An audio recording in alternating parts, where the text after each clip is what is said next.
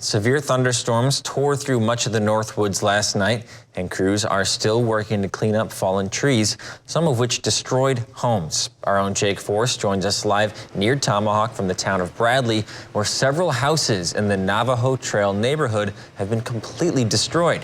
Jake, what can you tell us?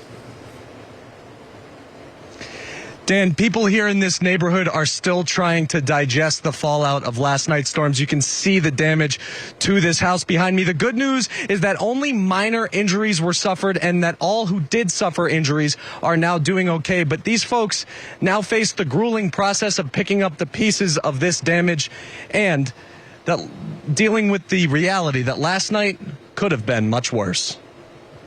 My brother-in-law's grandfather built that 80 years ago.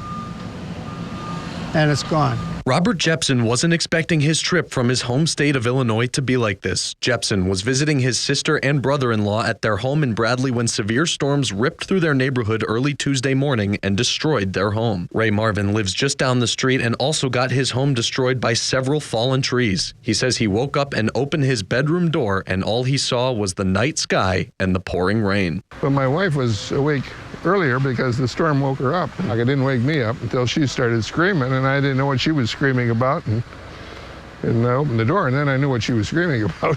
Marvin said he and his wife were hoping to spend the rest of their retirement in this home and are both devastated that they now have to find another option. Marvin, however, added that they are lucky to be alive and unharmed. Well, we're tickled that we're not in a hospital or something, because it could have been a lot worse.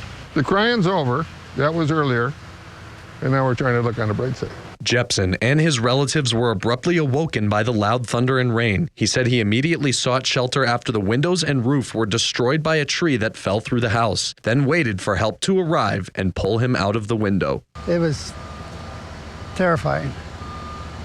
That's all I can say. Lieutenant Andy Vanderweist with the Lincoln County Sheriff's Office commended the first responders and tree service crews for acting swiftly and getting to the scene in a timely manner. This is a neighborhood where there's one way in, one way out. Crews last night that were working came in all on foot, and it was really a good demonstration of teamwork about a number of different agencies and departments as far as getting in here and getting people the help that they needed as timely as possible. Jepson also added how thankful he is for the first responders and cleanup crews who are still working tirelessly to help these residents recover from an incalculable loss. And I got nothing but praise for the guys that come out here.